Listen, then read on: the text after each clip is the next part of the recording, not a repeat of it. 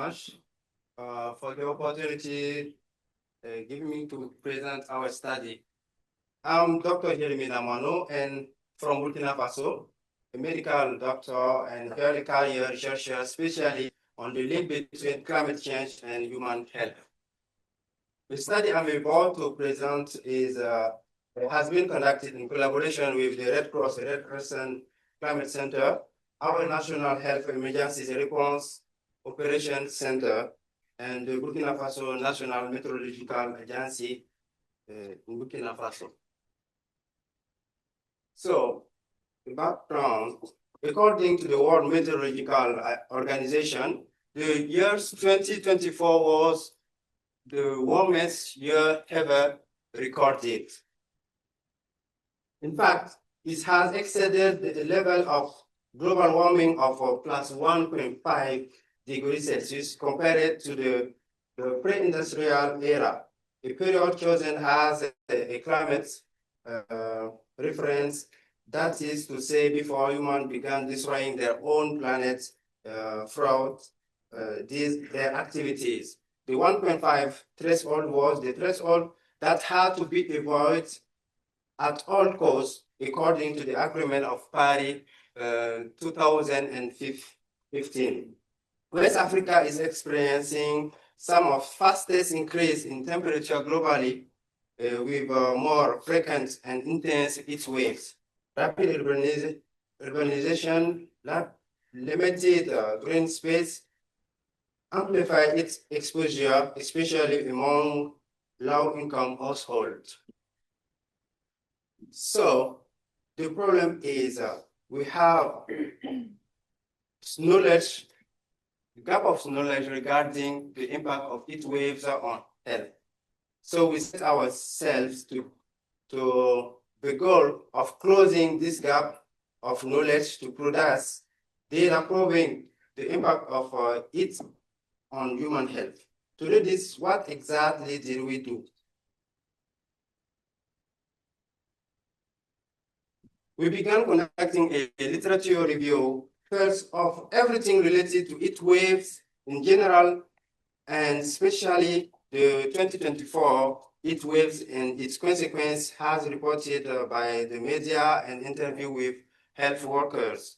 This literature review allowed us to highlight the existing gap. There is still no study demonstrating the impact of extreme heat on human health in our context. So it remains a lack of studies. So we explored first hospital mortality during heat waves, and at the same time, we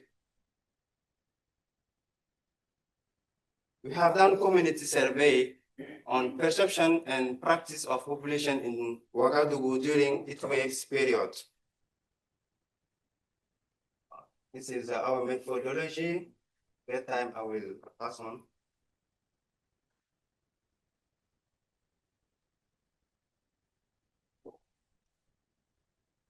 Okay.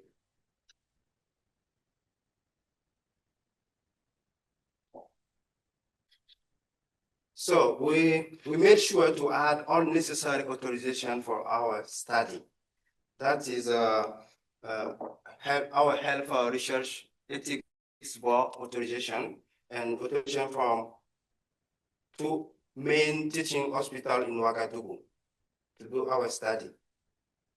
As a result, first on community perception, we conduct this survey with 1,717 persons. And the question about the perception of hottest period of the year 2024, they identified 3 months, April, March, and May. About hottest time of the day, they identified the afternoon to noon to 4 p.m. in the afternoon. Symptoms commonly experienced by the community during extreme heat were feeling of intense thirst, headache, fatigue, dizziness, and generally pain. 45% of participants reported an increase of the number of deaths in their community during the heat waves. Regarding to vulnerable group, to heat wave impact, participants identify elderly people, children, and newborn, people suffering from chronic illnesses, pregnant and breastfeeding women, and people with disabilities.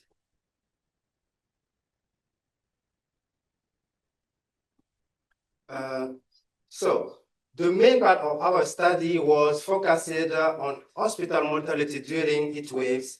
We collected a total of 1,312 and 12 recorded deaths in just 5 departments at 2 teaching hospitals, including in our study.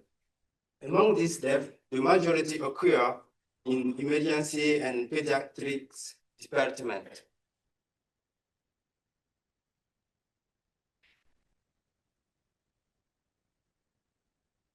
So has the socio-demographic data of diseases patient. The sex ratio was 1.16, and we observed 3 mortality peaks during the 2024 heat waves in Ouagadougou. It's the week 14, the week 17 and 18. For the first one, we recorded 85 deaths, 71 deaths, and 63 during the week 18. We then compared this death rates with the evolution of temperature and humidity curve, like that. The peak of mortality curve coincides with a peak of maximum daily temperature with a high humidity during the same period. You can see the peak of mortality here.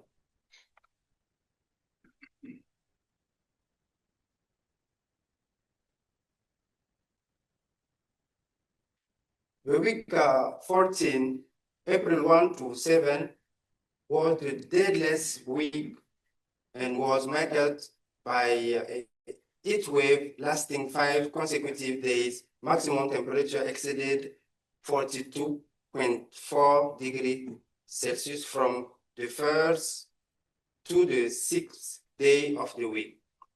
18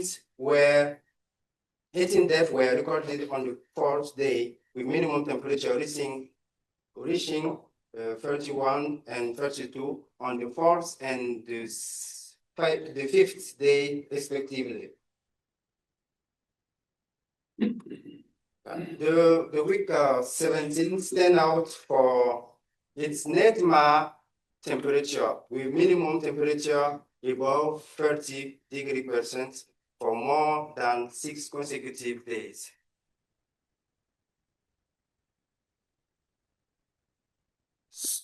So we try to do a specific analysis focusing on vulnerable individuals, particularly those over 6-year-old and under 5.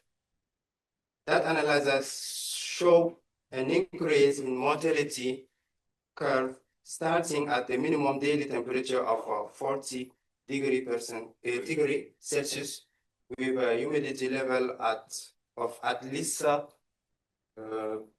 35%.